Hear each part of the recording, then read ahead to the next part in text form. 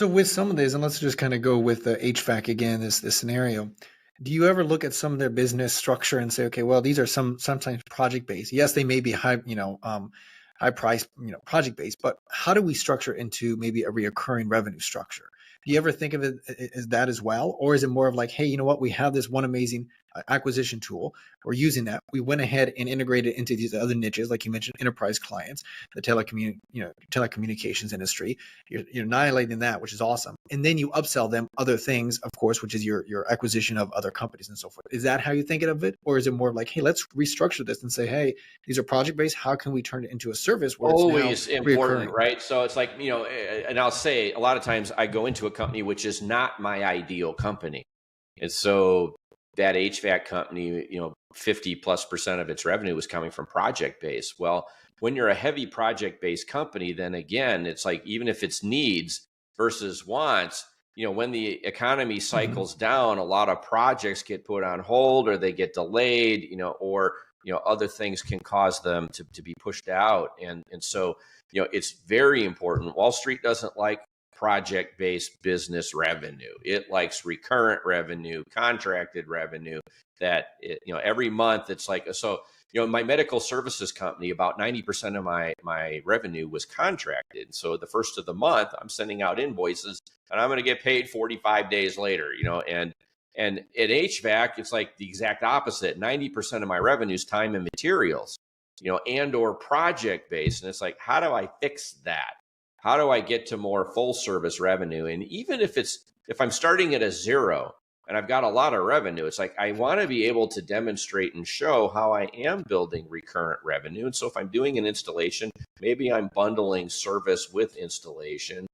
Maybe I'm contracting preventative maintenance, as a hook to landing the time and materials, but I'm getting some kind of a recurrent revenue stream.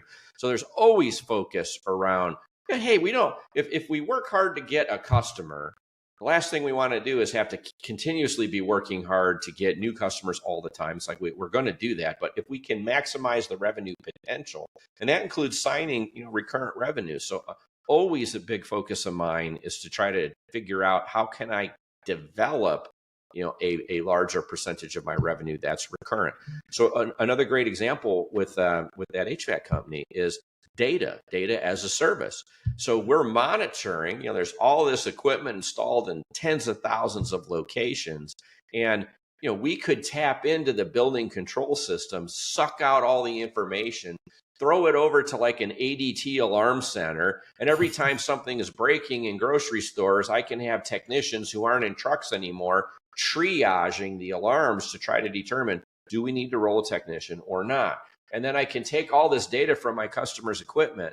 And if I take it from them, I can potentially repackage it, tell them some things, and sell it back to them. That has some value. But if I can take their data, compare it to all of their competitors' data, and now I can give them insight into how they're performing versus their competitors. Maybe it's time for them to do capital expenditure planning, and I can tell them, look, based on all these millions of service calls I'm doing for this geography, these are the best brands to buy. Maybe in Miami, because I'm close to saltwater, I need galvanized steel or powder-coated steel frames, which are more expensive, on the rooftop condenser units. But I don't need it over here in a dry climate because it'll be fine in galvanized or whatever the case may be. So I can recommend this company equipment is better for your location. As I start now giving them insight from the world of data that I'm collecting, now I can sell data contracts. And, I'll never forget when we first started doing this in the HVAC company, we're selling, data as a service to our customers who then liked it. They were deriving value from it.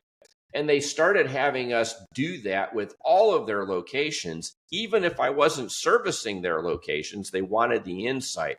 Competitors couldn't do it. But now I'm also learning about the service habits of my competitors and if they're doing a good job or a bad job. And it's like, there's all these different ways I could try to develop some kind of a contracted revenue stream.